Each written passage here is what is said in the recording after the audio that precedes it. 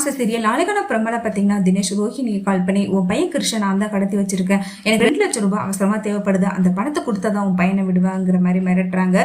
ரோஹிணியும் என்கிட்ட சுத்தமா பைசாவே இல்லை, தயவு செய்து என் பையனை விட்டுருன்னு சொல்லிட்டு இவ்வளவு கெஞ்சி பாக்குறாங்க. ஆனா தினேஷ் நான் கேட்கிற பணம் 2 லட்சம் ரூபாய் கொடுக்காம உன் பையனை உன்னால பார்க்க கூட முடியாது, நான் உன் பையனை என்ன பண்ணுவேனே தெரியாதுன்னு சொல்லிட்டு மிரட்டுறாங்க. ரோஹிணியும் வேற வழி இல்லாம பயந்து போயிட்டு நான் சொல்ற நம்பருக்கு கால் பண்ண, கண்டிப்பா நீ கேட்கிற பணம் உனக்கு கிடைக்குங்கிற மாதிரி சொல்லிடுறாங்க.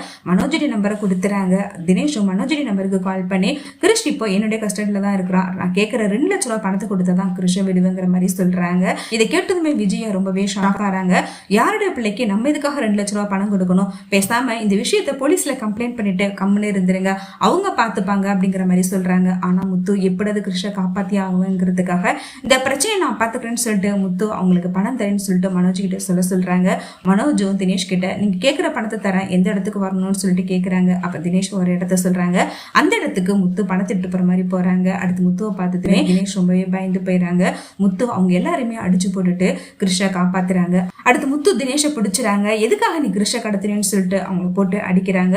அப்ப தினேஷ் ரொம்பவே பயந்து போயிட்டு உங்ககிட்ட நான் ஒரு உண்மையை சொல்றேன், இந்த கிருஷ் வேற யாரும் கிடையாது, ரோஹிணியுடைய பையன் தான். இவ்வளவு நாளும் ரோஹிணி உங்க எல்லாரையும் ஏமாத்திக்கிட்டு இருக்காங்க, ரோஹிணிக்கு ஃபர்ஸ்ட் கல்யாணம் ஆயிடுச்சு, அவங்களுடைய முதல் குழந்தை தான் இவன் அப்படின்னு சொல்லிட்டு முத்துக்கிட்ட எல்லா விஷயத்தையுமே சொல்லிடுறாங்க. சொல்லிட்டு அங்கிருந்து தப்பிச்சு ஓடிடுறாங்க. முத்து அதை கேட்டு பயங்கரமா ஷாக் ஆறாங்க. முத்து கிருஷ் கிட்ட இவங்க சொன்னது எல்லாமே உண்மையா, உன்னுடைய அம்மா ரோஹிணியா அப்படின்னு சொல்லிட்டு கேக்குறாங்க. கிருஷ் வேற வழியில ஆமா என்னுடைய அம்மா கல்யாணி தான், கல்யாணி வேற யாரும் கிடையாது, ரோஹிணி தாங்கிற உண்மையும் சொல்லிடுறாங்க. இதை கேட்டு முத்து பயங்கரமா ஷாக் ஆறாங்க. இந்த விஷயம் மீனா ஆண்டிக்கும் தெரியும் எனக்குங்கிற மாதிரி சொல்லிடுறாங்க. முத்து மீனா மேல பயங்கரமா கோவத்துல வீட்டுக்கு போறாங்க.